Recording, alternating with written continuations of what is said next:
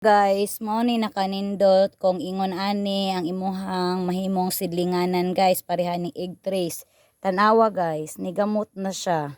Oh, musuksok ra gyud ang gamot diha sa karton sa egg trace guys. Kita na ninyo? Oh.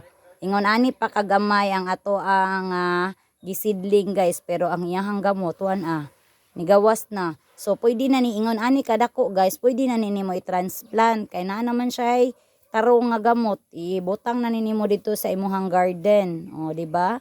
Gamit kaayo ang ato ang seed tray.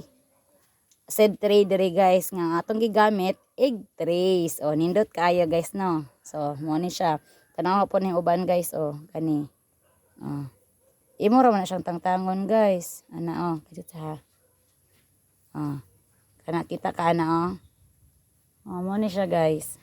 So mo ni nakanindot kung egg trace ang inyong gamiton guys, isip usa ka sidlinganan, di ba? Itams na ana ang mga gamot niya guys.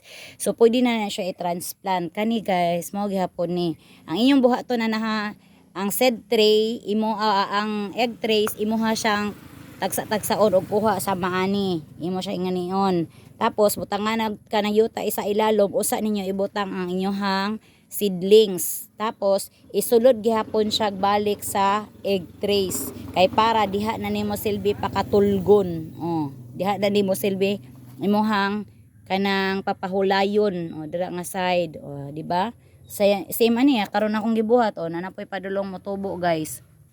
Ingon ana lang gyud ang inyong buhaton guys para dili na mo magkalisod sa pag-transplant. Dali na lang kaayo pag-transplant kay kani siya guys, idiretso ra ninyo tisok dito sa yuta.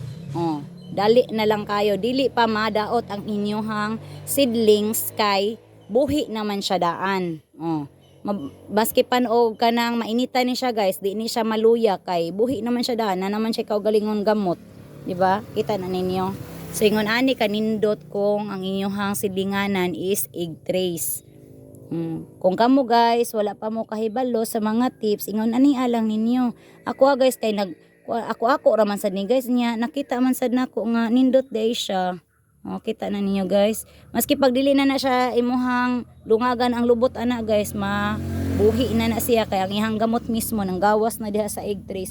Kani before po ni nako siya i-transfer, kinahanglan nakagawas na po daan ang iyahang gamot kay para ligo na gid na siya. Sama gud og bata, kung ligo na siya, pwede na nimo palakton-lakton.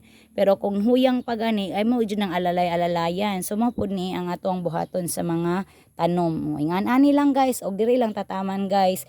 Daghan kayong salamat sa inyong pagtan-aw. Bye.